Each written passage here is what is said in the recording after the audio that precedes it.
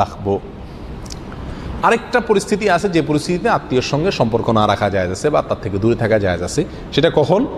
যদি এমন হয় যে আত্মীয়র সঙ্গে কোনো কারণে, রাগারাগির কারণে বা যে কোনো কারণে আত্মীয় আপনাকে বলে দিল যে না, তোমার চেহারা আমি দেখতে চাই না, তুমি আমার সামনে আসবে না, এবং বাস্তবেই এটা সাময়িক অভিমান, একটা হলো অভিমান হলে ওটার ভ্যালু নাই, আপনাকে যাইতে হবে।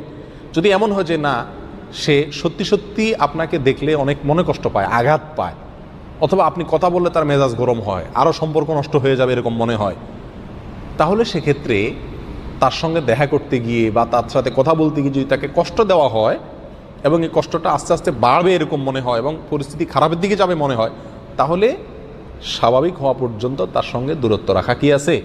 জায়েজ আছে, সম্পর্ক না রাখা জায়েজ আছে। তবে এখানে পরিমাপগুলোও করতে হবে একেবারে ইনসাফের সাথে, যথাযথভাবে। অনেক সময় এরকম মুখের উপরে রাগ করে বলে দেয়,